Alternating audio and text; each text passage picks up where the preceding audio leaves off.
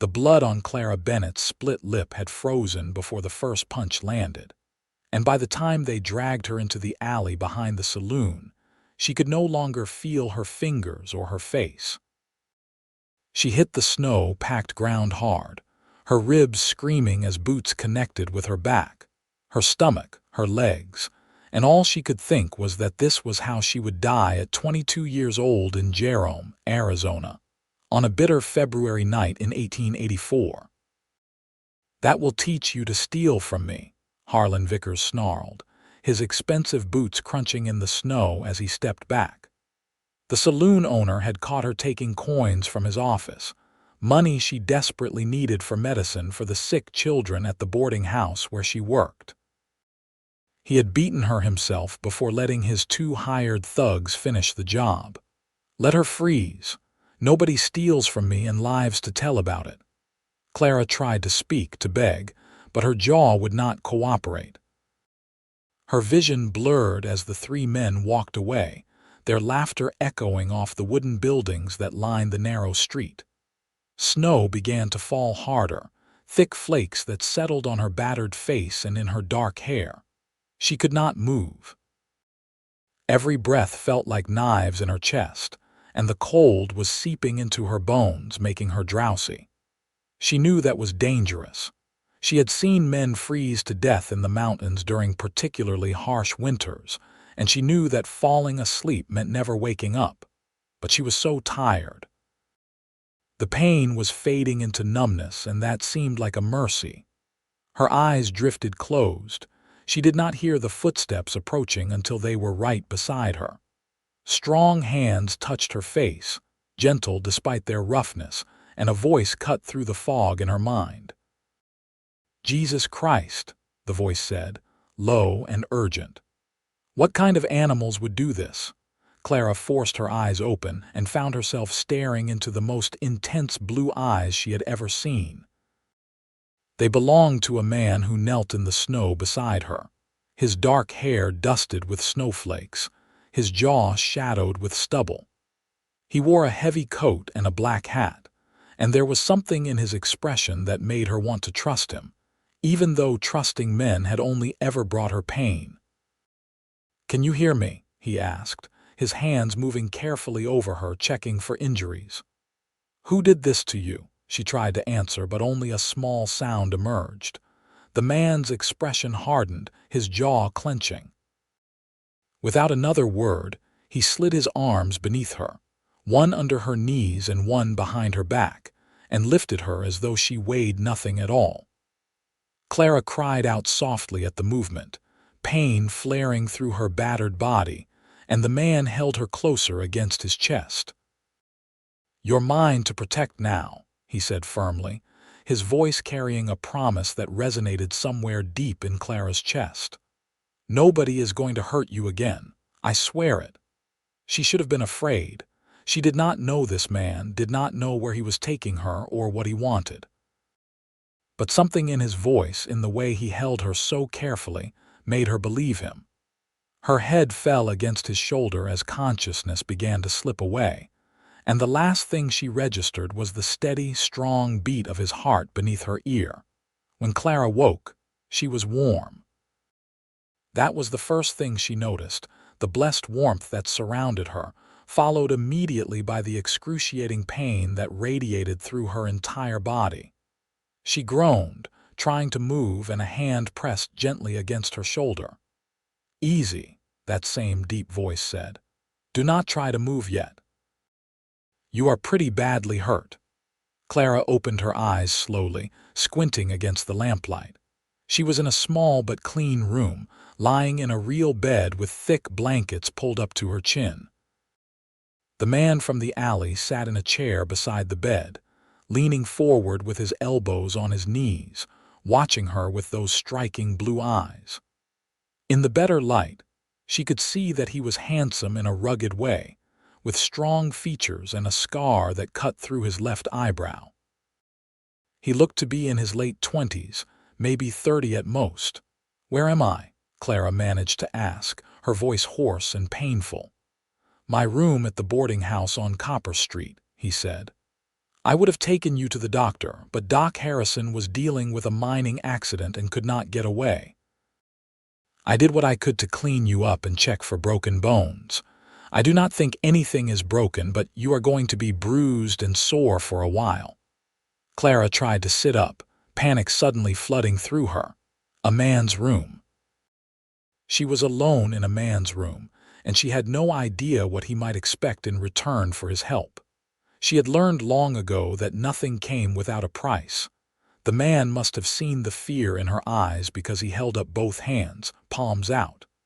"I am not going to hurt you," he said quietly. "You have my word on that. I just could not leave you there to freeze." "Who are you?" Clara whispered. "Name is Ryder Walsh," he said. "I am a ranch hand at the Silver Creek Ranch, about 10 miles north of town. I was in Jerome picking up supplies when I found you. What is your name?" Clara hesitated, then decided she owed him at least that much. "Clara Bennett."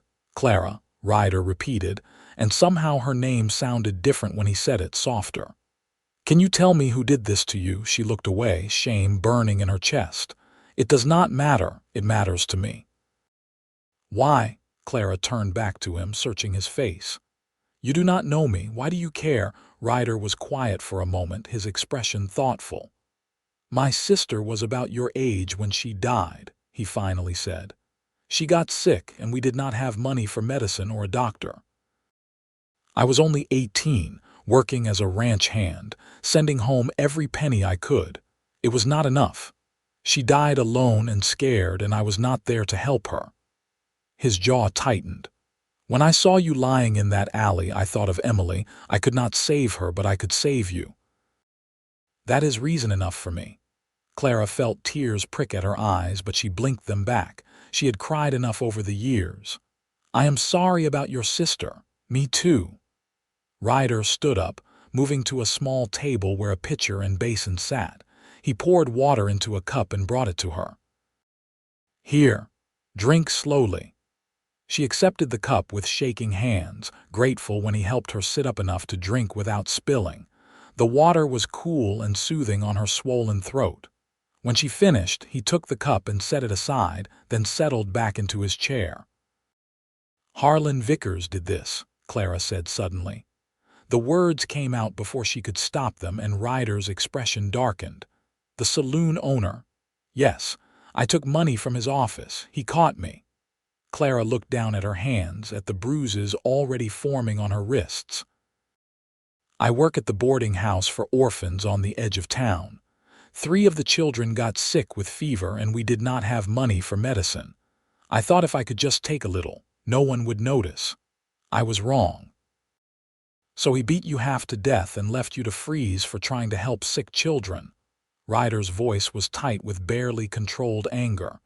"It was stealing," Clara said. "He had every right." "No." Ryder leaned forward, his eyes fierce. "No man has the right to do what he did to you. Stealing is wrong, yes, but what he did was attempted murder." "Did you go to the sheriff?" Clara laughed bitterly, then winced at the pain it caused. "The sheriff is Vickers's brother-in-law. He would not help me even if I asked. Nobody in this town goes against Harlan Vickers." Ryder was silent, his hands clenched into fists on his knees. Clara could see the tension in his shoulders, the muscle jumping in his jaw. Finally, he stood up. "You need rest. I will sleep on the floor." "This is your room," Clara protested. "I cannot take your bed." "You are not taking anything." "I am giving it." Ryder's tone left no room for argument. He grabbed a blanket from a chest at the foot of the bed and spread it on the floor. "Try to sleep. We will figure out what to do in the morning." Clara wanted to argue more, but exhaustion was pulling at her. Her body hurt too much to fight, and the bed was warm and soft, more comfortable than the thin cot she slept on at the orphanage. She closed her eyes, listening to Ryder settle on the floor, and despite everything, she felt safer than she had in years. She woke several times during the night, pain dragging her from sleep. Each time, Ryder was there, helping her drink water, adjusting her pillows, speaking in low, soothing tones until she drifted off again.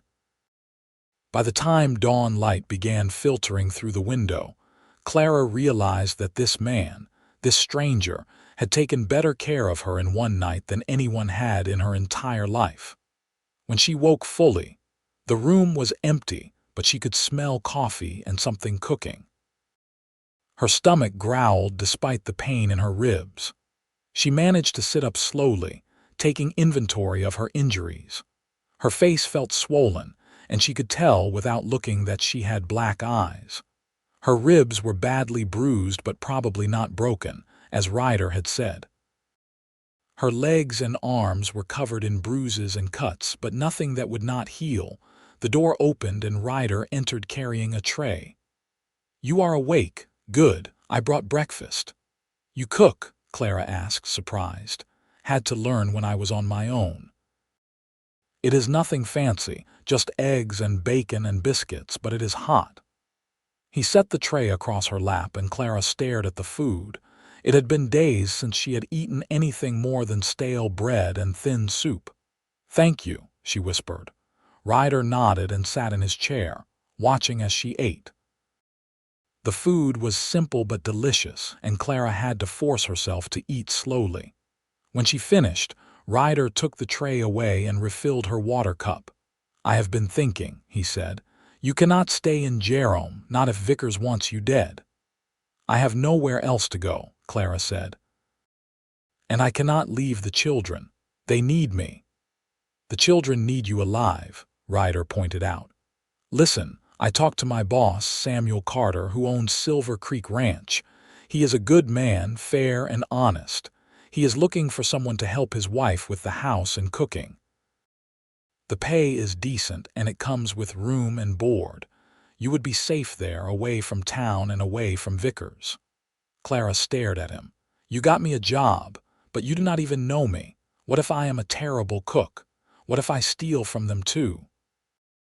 "I know you were desperate enough to risk your life for sick children," Ryder said quietly. "That tells me everything I need to know about your character. As for cooking, Sarah Carter is patient. She will teach you what you need to know, and I trust you not to steal. You are not a thief, Clara." "You were desperate, and desperation makes people do things they would not normally do." Tears spilled down Clara's cheeks before she could stop them. She turned her face away, embarrassed, but Ryder moved closer, kneeling beside the bed. "Hey," he said softly, "it is all right. You have been through hell. You are allowed to cry." "I do not understand why you are helping me," Clara said through her tears. "Nobody helps anyone in this world without wanting something in return. What do you want from me?" Ryder reached out slowly, giving her time to pull away and gently wipe the tears from her unbruised cheek. "I do not want anything from you except to see you safe and healthy. That is all. I promise." Clara looked into his eyes and saw nothing but sincerity. It terrified her how much she wanted to believe him. She had been alone for so long, fighting for every scrap of survival, trusting no one. But here was this man offering her kindness with no strings attached, and she did not know how to handle it. "What about the children?" she asked. "I will make sure they get the medicine they need," Ryder said. "And I will talk to the woman who runs the orphanage, explain that you had to leave town suddenly. You can write to her once you are settled, let her know you are safe." "Mrs. Henderson will not care," Clara said bitterly. "She only keeps me around because I work for almost nothing." "Then she does not deserve you." Ryder stood up. "I need to head back to the ranch today. Can you ride?" Clara thought about it. She was sore and battered, but she had ridden horses before, back when her father was alive and they had a small farm. That felt like a lifetime ago. "I think so." "Good. I will get the supplies loaded and settle my bill here. We will leave within the hour before too many people are up and about. The less attention we draw, the better." He left Clara alone to get dressed. Her clothes from the night before were ruined, stained with blood and torn. But folded on a chair were a clean shirt and pants. clearly men's clothing but small enough that they might fit her. She dressed slowly, every movement painful, and when she looked at her reflection in the small mirror on the wall, she barely recognized herself. Her face was a mass of bruises, one eye swollen nearly shut, her lips split and puffy. She looked like someone who had been through a war. When Ryder returned, his expression tightened at the sight of her, but he said nothing. He helped her down the stairs and out the back door, where two horses waited. One was a large bay gelding, clearly Ryder's mount. The other was a smaller sorrel mare with kind eyes. "This is Rosie," Ryder said, stroking the mare's neck. "She is gentle. She will take care of you." Getting into the saddle was agony, but Clara gritted her teeth and managed with Ryder's help. Once she was settled, he handed her the reins and mounted his own horse. The sun was just beginning to rise, painting the snow-covered landscape in shades of pink and gold. Jerome sat on the side of Mingus Mountain, the mining town clinging to the steep slopes, and as they rode away, Clara felt a strange mixture of fear and relief. The ride to Silver Creek Ranch took most of the morning. The terrain was rugged, with deep canyons and rocky hillsides, but the trail was well-traveled. Ryder kept the pace slow, checking on Clara frequently. She was exhausted by the time the ranch came into view, her body screaming in protest, but she refused to complain. She owed Ryder too much already. The ranch was beautiful in a stark, wild way. A large house sat at the center, built of stone and timber, with smoke curling from the chimney. Several barns and outbuildings surrounded it, and Clara could see cattle grazing in the distance, dark shapes against the white snow. Mountains rose up on all sides, their peaks sharp against the bright blue sky. A man emerged from the house as they rode up, tall and broad-shouldered with gray-streaked brown hair. He looked to be in his mid-40s with a weathered face and sharp hazel eyes. This had to be Samuel Carter. "Ryder," Samuel called out, "you are back. I was starting to worry." "Sorry, boss. Ran into some trouble in town." Ryder dismounted and moved to help Clara down from her horse. Her legs nearly gave out when her feet hit the ground, and Ryder steadied her with a hand on her elbow. Samuel's expression changed when he saw Clara's battered face. "Good Lord, what happened?" "This is Clara Bennett," Ryder said. "The woman I told you about. She ran into some trouble with Harlan Vickers." Samuel's eyes narrowed. "Vickers did this, him and two of his men, then they threw her into an alley to freeze to death." "That son of a—" Samuel stopped himself, glancing at Clara. "Pardon my language, miss. Come inside. My wife will want to meet you, and you look like you need to sit down." Sarah Carter was a plump, motherly woman with graying blonde hair and warm brown eyes. She took one look at Clara and immediately began fussing over her, leading her to a comfortable chair by the fireplace and bringing her tea and food. She clucked her tongue over Clara's injuries, sending her husband for bandages and salve. "That Harlan Vickers is a menace," Sarah said as she gently cleaned the cuts on Clara's face. "He thinks he owns this whole territory just because he has money. Well, he does not own us, and you are safe here, dear. Nobody will hurt you on Silver Creek land. Thank you, Mrs. Carter," Clara said softly. "I appreciate your kindness. Ryder said you might need help with the house." "Oh, we can talk about that later. Right now you need to rest and heal. Samuel, help me get her upstairs to the guest room." Clara was installed in a small but comfortable room on the second floor, with a real bed and clean linens and a window that looked out over the mountains. Sarah brought her more tea and insisted she try to sleep, and Clara was too exhausted to argue. She fell asleep almost immediately, her last thought of Ryder's blue eyes and the promise in his voice. She slept for most of 2 days, waking only to eat and use the privy. Sarah tended to her like a mother, changing her bandages and bringing her meals and never once making her feel like a burden. On the third day, Clara felt strong enough to get out of bed and move around. Her bruises were fading from black to purple to green, and while she was still sore, the sharp pain had dulled to a manageable ache. She found Sarah in the kitchen and insisted on helping with the dishes. Sarah protested at first but eventually relented, showing Clara where everything was kept. They worked in comfortable silence, and Clara felt something in her chest loosen. This was the first time in years she had felt almost normal, almost safe. "Ryder saved my life," Clara said suddenly. Sarah smiled. "He is a good man, that one. Best ranch hand Samuel has ever had. He is loyal and hardworking, and he has a good heart. We are lucky to have him." "How long has he worked here?" "About 5 years now. He showed up looking for work, and Samuel hired him on the spot. He has been like family to us ever since." Sarah dried her hands on her apron and turned to Clara. "He cares about you, you know. I can see it in the way he looks at you." Clara felt her cheeks heat. "He barely knows me." "Sometimes it does not take long to recognize something special," Sarah said wisely. "My Samuel proposed to me after knowing me for only 3 weeks. We have been married for 26 years now." Clara did not know what to say to that. The idea that Ryder might care about her, might see her as something other than a charity case, was both thrilling and terrifying. She had never had much luck with men. Her father had died when she was young, leaving her and her mother alone.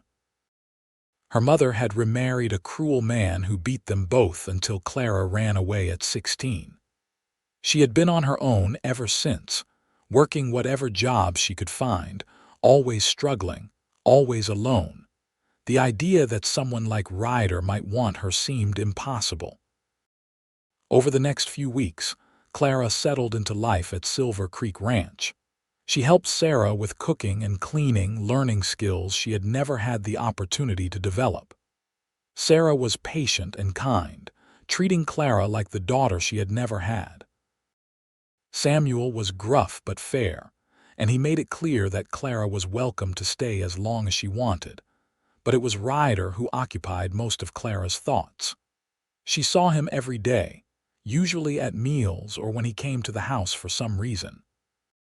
He always asked how she was feeling, always looked at her with those intense blue eyes that made her heart skip. They would talk sometimes, small conversations about the weather or the ranch or nothing in particular, but Clara treasured every word. She learned that Ryder was 29 years old, that he had grown up in Texas and left home after his sister died. He had worked various jobs across the West before landing at Silver Creek. He loved horses and had a gift for training them.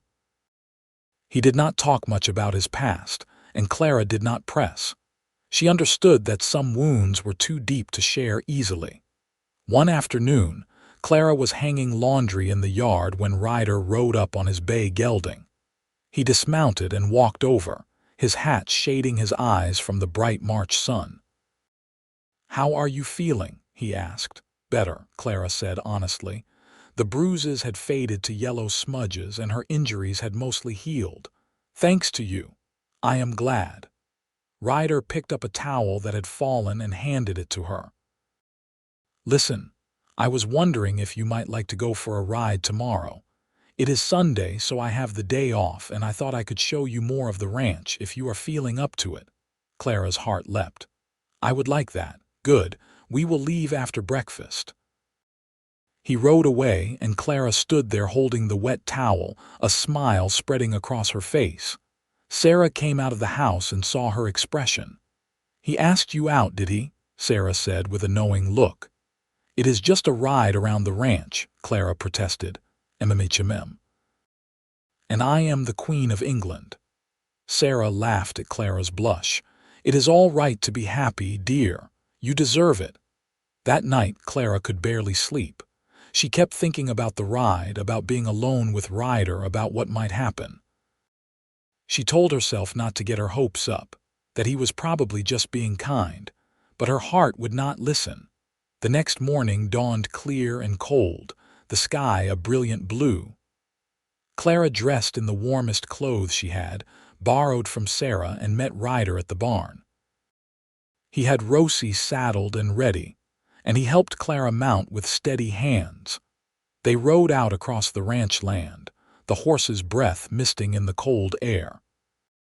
The snow had mostly melted, revealing brown grass and rocky soil, and Clara could see the first hints of spring in the tiny green shoots pushing up through the ground. Ryder led her to a high ridge that overlooked the entire valley, and they stopped there, the horses standing quietly beneath them. "It is beautiful," Clara breathed. "Yes, it is," Ryder agreed, but when Clara glanced at him, he was looking at her, not the view. Her breath caught. "Ryder, I need to tell you something," he interrupted. "I have not been able to stop thinking about you since that night I found you. I know it has only been a few weeks, and you have been through hell, and maybe this is too soon. But I need you to know that my feelings for you are not just about pity or wanting to help. When I look at you, I see a woman who is strong and brave and kind, someone who would risk her own life to help children she barely knows. I see someone beautiful inside and out, and I want to get to know you better if you will let me." Clara stared at him, her heart pounding. "You barely know me." "Then let me know you. Give me a chance, Clara, please." She saw the vulnerability in his eyes, the hope and fear mixed together, and she realized that he was just as scared as she was. This man who had saved her life, who had shown her more kindness than anyone ever had, was standing here telling her he cared about her. It seemed impossible, too good to be true, but looking at him now, Clara wanted to believe. "I am scared," she whispered. "So am I," Ryder admitted. He urged his horse closer until they were side by side, and he reached out to take her hand. His palm was warm and calloused against hers. "But I think you are worth being scared for." Clara felt tears sting her eyes, but this time they were happy tears. "I would like to get to know you too." Ryder's smile was like the sun breaking through clouds. He squeezed her hand gently, and they sat there on the ridge, hands linked, looking out over the valley. Clara felt something shift inside her, like a door opening that she had kept locked for years. For the first time since her father died, she allowed herself to hope. Over the following weeks, Ryder and Clara spent every spare moment together. He taught her to ride better, taking her on long trails through the mountains. She told him about her childhood, about losing her father and escaping her stepfather, about the years of struggle and loneliness. He listened without judgment, his eyes full of understanding and compassion. He told her about his family, about growing up poor in Texas, about his father who drank too much and his mother who died young. He told her about Emily, his younger sister, and how her death had broken something in him. He told her about the years he spent drifting, unable to settle, unable to let anyone close. "Until I found you," he said one evening as they sat by the creek that ran through the ranch property. "Finding you changed something. It woke me up. Made me realize that I had been running from life instead of living it."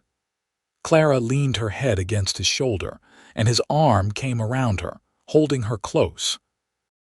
They sat like that until the stars came out, and when Ryder walked her back to the house, he kissed her forehead gently, a promise of more to come. Spring arrived in full force, painting the mountains green and filling the meadows with wildflowers. Clara had never been happier. She loved her work at the ranch, loved Sarah and Samuel, who treated her like family, but most of all she loved Ryder. She loved the way he smiled at her across the dinner table, the way he always made sure she was warm enough on their rides, the way he listened to her like everything she said mattered. One evening in late April, Ryder asked her to walk with him after dinner. They strolled through the ranch yard, the air warm and sweet with the scent of blooming things. He seemed nervous, his hands shoved deep in his pockets, and Clara felt her stomach flutter. "I have something to ask you," Ryder said as they reached the corral, "and I need you to be honest with me." "All right," Clara said cautiously. He turned to face her, and even in the fading light she could see the intensity in his eyes. "I am in love with you, Clara. I have been since that first night, I think, though I did not recognize it then.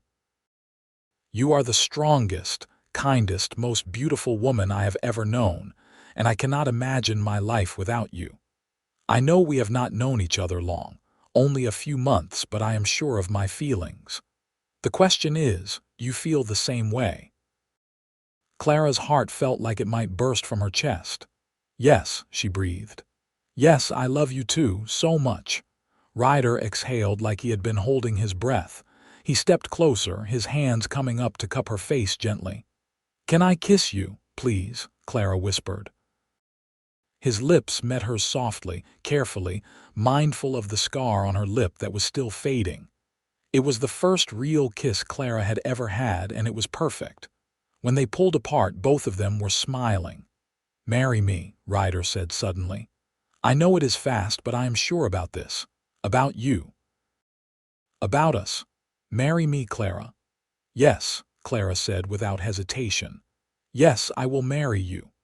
Ryder lifted her off her feet and spun her around, both of them laughing like children. When he set her down, he kissed her again, deeper this time, and Clara felt like she was flying. They went inside to tell Sarah and Samuel, who were thrilled. Sarah cried happy tears and immediately began planning a wedding. Samuel shook Ryder's hand and told him he was a lucky man, then hugged Clara and told her welcome to the family. They were married 6 weeks later in the small church in Prescott, about 30 miles from the ranch.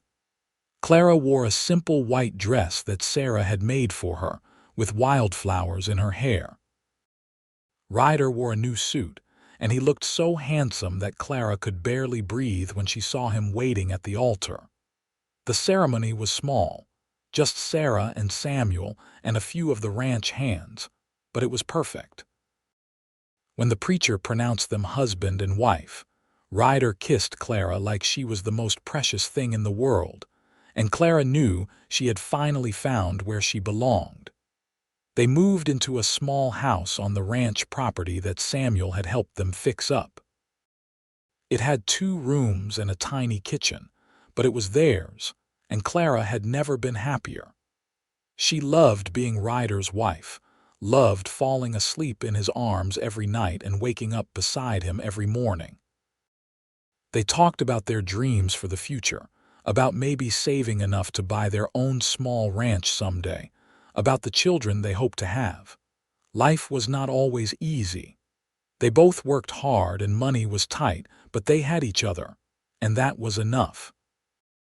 Ryder was a loving, attentive husband, always making sure Clara knew how much he cherished her. And Clara tried to show him every day how grateful she was, how much she loved him. One morning in September, Clara woke feeling nauseated. She barely made it outside before she was sick, and when it happened again the next day and the day after that, she began to suspect what it meant. Sarah confirmed it, her eyes twinkling with joy. "You are going to have a baby, dear." Clara was thrilled and terrified in equal measure. She told Ryder that evening, watching his face carefully. For a moment he just stared at her, and then his expression broke into the biggest smile she had ever seen. "A baby," he breathed. "We are going to have a baby." He picked her up and spun her around, then immediately set her down and apologized, worried he had hurt her. Clara laughed and kissed him, and they spent the rest of the evening making plans and dreaming about their future. The pregnancy was difficult. Clara was sick for months, and the work at the ranch became harder as her belly grew. But Ryder was there every step of the way, taking on extra chores so she could rest, rubbing her swollen feet, holding her when she cried from exhaustion. Sarah helped too, teaching Clara what to expect and assuring her that everything would be all right. Their son was born on a cold February night in 1885, exactly 1 year after Ryder had found Clara in the snow. The labor was long and hard, and there were moments when Clara was sure she would not survive, but Ryder held her hand through it all, whispering encouragement and love. When the baby finally arrived, red-faced and screaming, Ryder cried. He held his son with shaking hands, looking down at the tiny face with such awe and love that Clara fell in love with him all over again.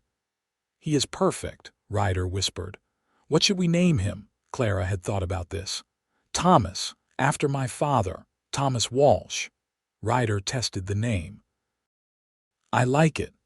Hello, Thomas. I am your father, and I promise I am going to take care of you and your mother for the rest of my life." He kept that promise.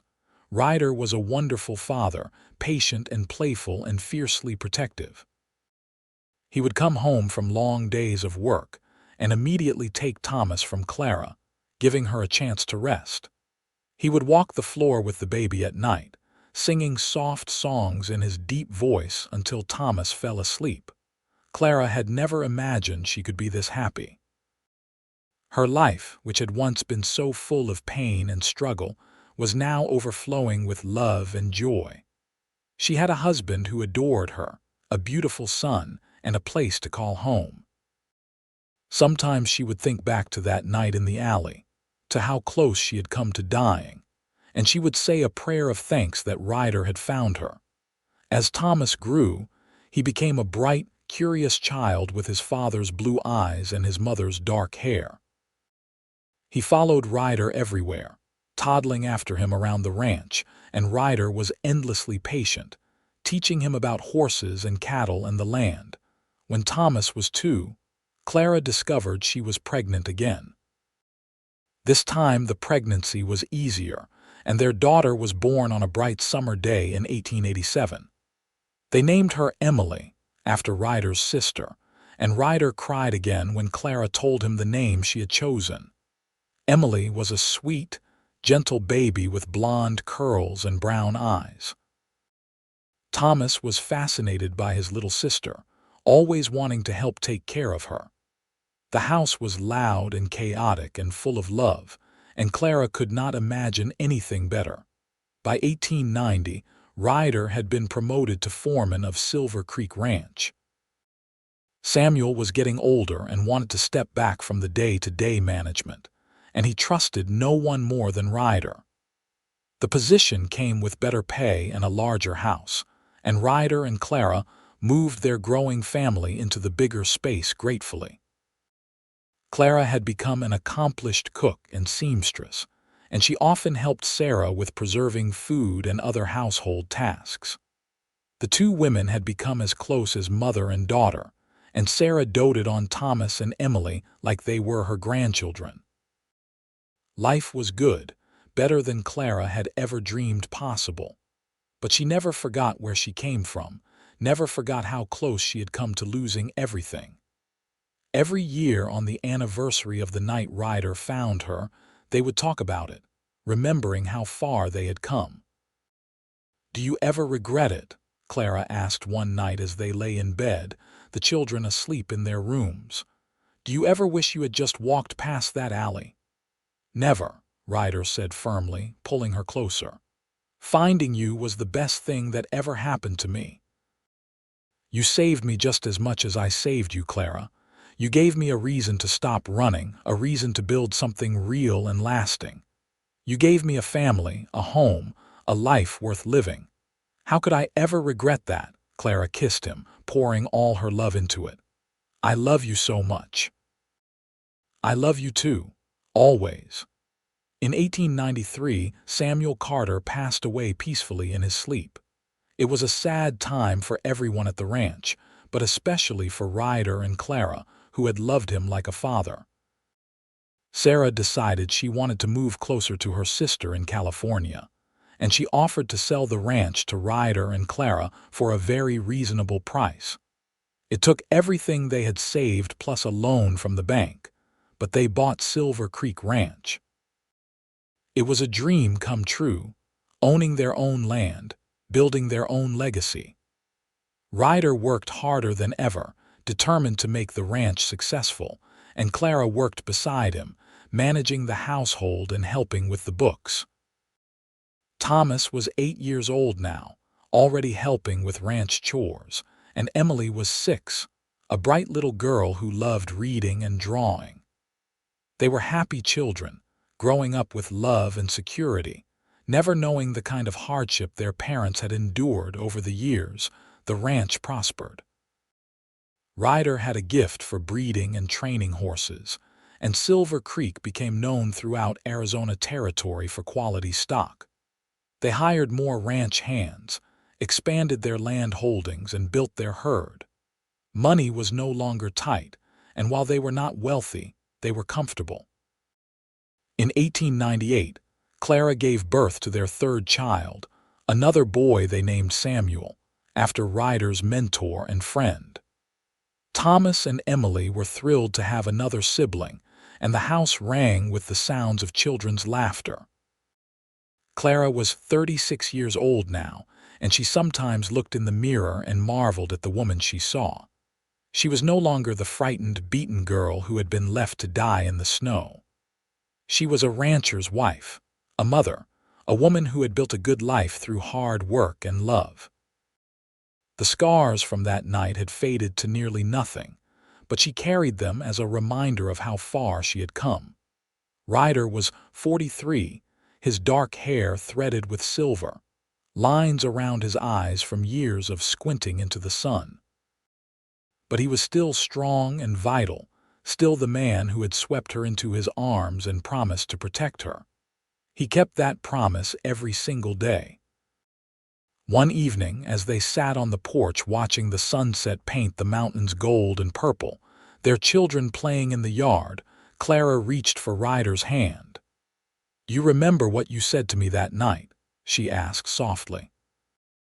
"I said a lot of things," Ryder replied, lacing his fingers through hers. "You said I was yours to protect, that nobody would hurt me again. I meant it. I still mean it. I know you do." Clara leaned her head on his shoulder. "But you did more than protect me, Ryder. You gave me a life. You gave me love and family and a home. You gave me everything I never knew I could have." Ryder pressed a kiss to the top of her head.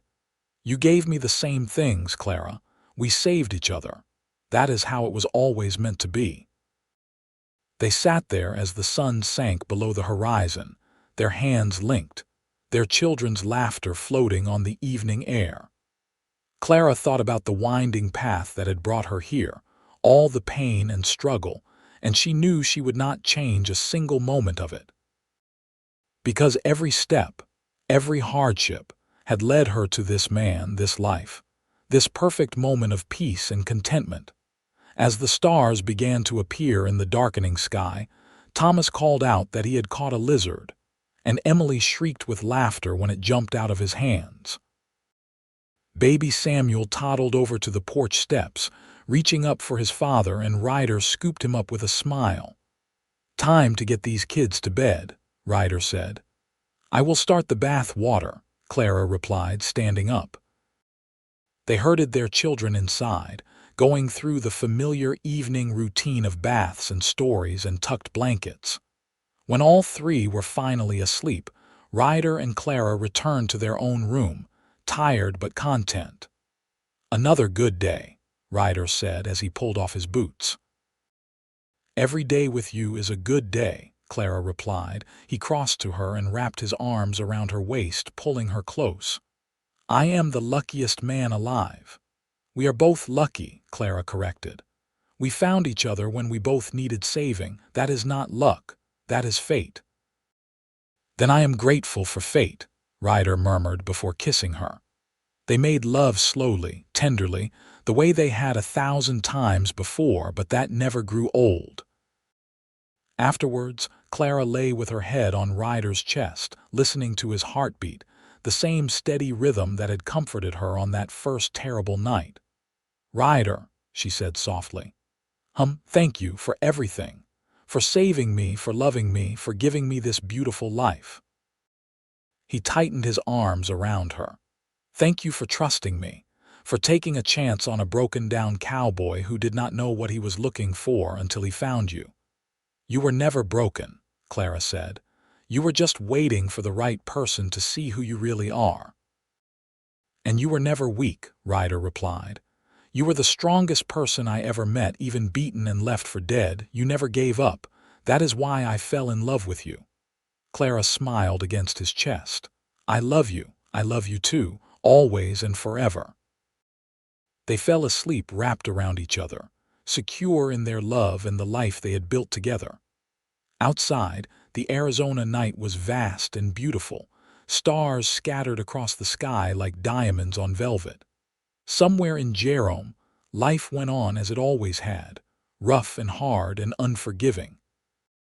But here at Silver Creek Ranch, in the home that Ryder and Clara had made, there was only love and peace and the promise of tomorrow.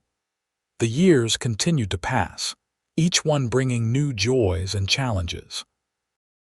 Thomas grew into a fine young man, taking on more responsibility at the ranch and learning everything Ryder could teach him about horses and land management. Emily developed a passion for teaching and announced at 16 that she wanted to become a school teacher. Samuel showed an aptitude for numbers and helped Clara keep the ranch books. In 1905, when Clara was 43 and Ryder was 50, they welcomed an unexpected surprise, their fourth child, a daughter they named Sarah, after the woman who had been like a mother to them both. The older children adored their baby sister, and the house was filled once again with the sounds of an infant. Thomas married at 23 to a sweet girl named Margaret from Prescott, and they built a house on ranch land. A year later, they made Ryder and Clara grandparents with the birth of a baby girl.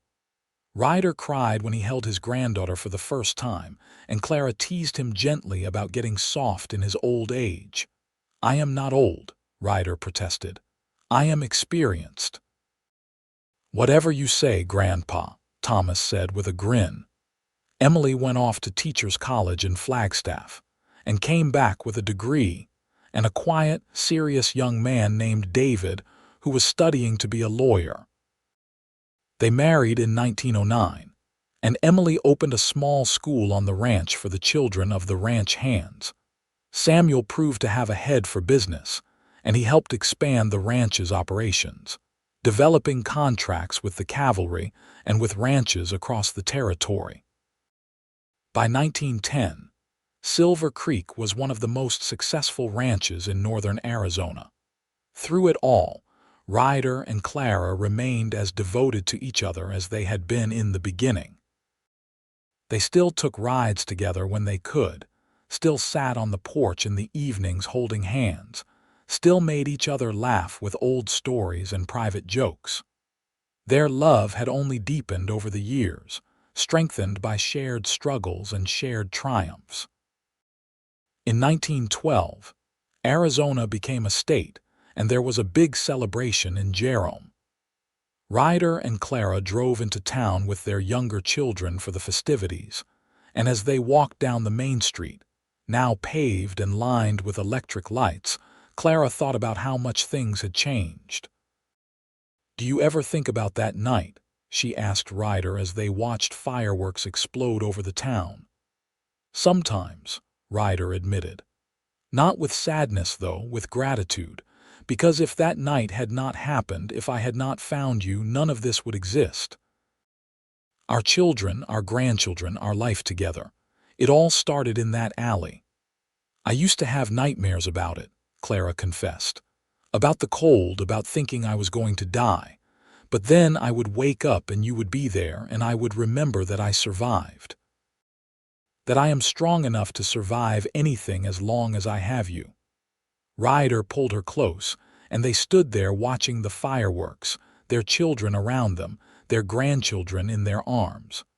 Clara felt a profound sense of peace, of completion.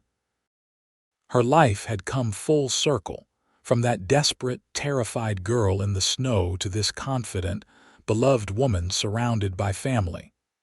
By 1920, Ryder and Clara had 7 grandchildren, and Silver Creek Ranch employed over 20 ranch hands. Thomas had taken over most of the daily management, allowing Ryder to slow down a bit.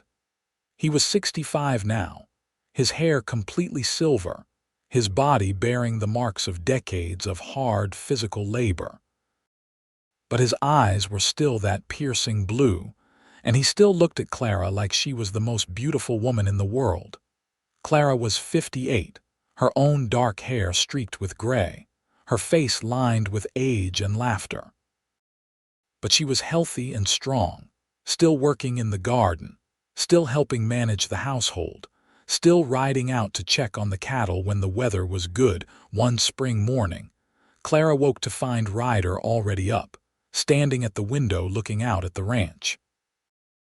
She went to him, wrapping her arms around him from behind. "What are you thinking about?" she asked. "About how blessed I am," Ryder said. "About how one decision, one moment of choosing to walk down an alley instead of past it, changed everything. About how proud I am of what we have built together." "We have had a good life," Clara agreed. "The best life," Ryder corrected. He turned in her arms, cupping her face in his hands. "I would not change a single thing, even the hard parts, the struggles, the times we barely made it through. It was all worth it because we did it together." "I love you," Clara whispered. "I will love you until my last breath and beyond." "And I love you," Ryder replied. "You are still mine to protect, Clara. You always will be." He kissed her softly, and Clara felt the same flutter in her heart that she had felt all those years ago when he first kissed her by the corral. Some things, she thought, never changed. Love like theirs was eternal. They spent the day working around the ranch, Ryder helping Thomas with a difficult horse, Clara planting vegetables in the garden with young Sarah's help.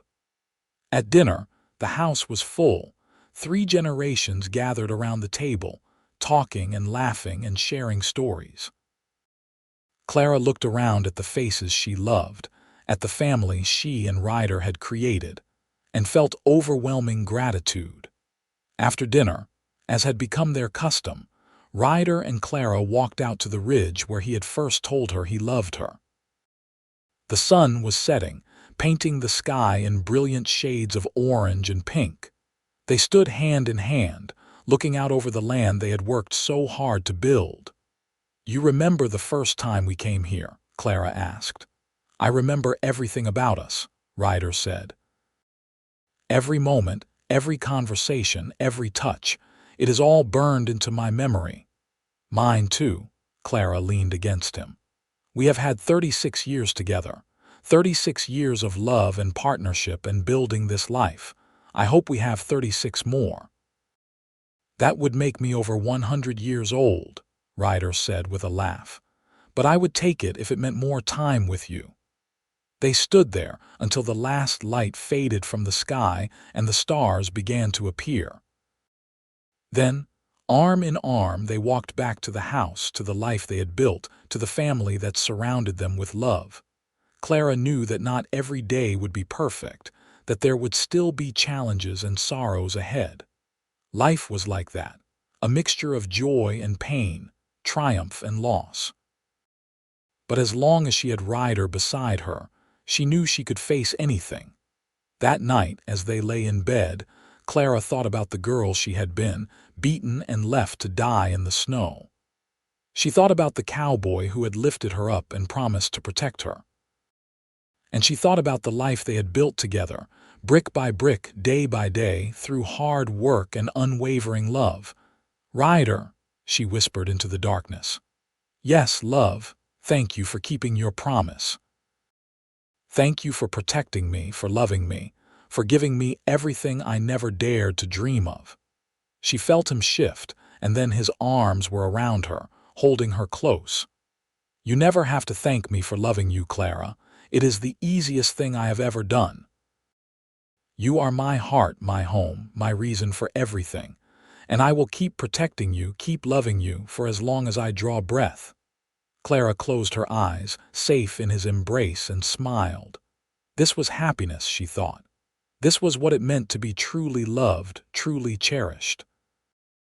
After a lifetime of pain and struggle, she had found her place, her person, her purpose. And it had all started with a cowboy who refused to walk past an alley, who saw someone in need and could not turn away. As she drifted off to sleep, Clara's last thought was that she was the luckiest woman alive. And somewhere in his own dreams, Ryder was thinking the exact same thing. The years continued their steady march forward. Ryder and Clara watched their grandchildren grow, celebrated the birth of great-grandchildren, and marked milestone after milestone. The ranch continued to prosper under Thomas's management, and the Walsh name became synonymous with quality and integrity throughout Arizona. In 1928, Ryder turned 73. His body had slowed considerably, and he no longer worked the ranch the way he once had.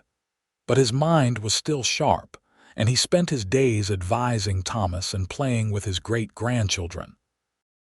Clara, at 66, had also slowed down, but she remained the heart of the family, the one everyone turned to for wisdom and comfort. One evening, as they sat on their porch watching another sunset, surrounded by family, Ryder took Clara's hand. "I want you to know something," he said quietly, so only she could hear. "No matter what happens, no matter how much time we have left, these years with you have been the greatest gift of my life. You turned me from a drifter into a man with purpose. You gave me a reason to put down roots, to build something lasting. Everything good in my life came from you." Clara felt tears slip down her cheeks. "And you saved me in every way a person can be saved. You gave me love when I thought I was unlovable. You gave me a home when I had nowhere to go. You gave me a future when I thought I had none. How do I thank you for that?" "You already have," Ryder said, bringing her hand to his lips. "Every day we have had together has been thanks enough." They sat there as darkness fell, their family around them, the ranch they had built spreading out in all directions. Clara thought about the long, winding road that had brought her here, from that frozen alley to this moment of perfect contentment. It had not always been easy, but it had always been worth it. As the stars came out, one by one filling the vast Arizona sky, Clara leaned her head on Ryder's shoulder and felt completely at peace. She had been beaten and thrown into the snow, left to die alone and afraid. But a cowboy had lifted her up and said, "You are mine to protect." And he had kept that promise every single day for over 4 decades. That promise had become a love story, and that love story had become a life, a family, a legacy that would continue long after they were gone. And Clara knew, with absolute certainty, that she had been blessed beyond measure. Not because life had been easy, but because she had found someone who made even the hard times bearable. Someone who loved her unconditionally, who saw her worth when she could not see it herself, who stood by her through every challenge and celebrated every victory. As Clara sat there with Ryder's arm around her, surrounded by the family they had created and the life they had built, she realized that this was what it meant to live fully. Not to avoid hardship, but to face it with someone who would never let you fall. Not to seek perfection, but to find joy in the imperfect, messy, beautiful reality of shared life. The cowboy had lifted her from the snow and promised to protect her. But what he had really given her was so much more than protection. He had given her love, purpose, belonging, and a future filled with possibilities she had never imagined. And in return, she had given him the same. Their love story had started in violence and desperation, but it had grown into something beautiful and enduring. It was a testament to the resilience of the human spirit, to the power of compassion, and to the transformative nature of true love. And as the night deepened around them and their families' voices filled the air with warmth and laughter, Clara knew that their story would live on in the hearts of their children and grandchildren, a reminder that even in the darkest moments, hope and love could prevail. This was their happily ever after, earned through years of hard work, unwavering devotion, and the simple, profound decision to choose each other every single day. And it was more than enough. It was everything.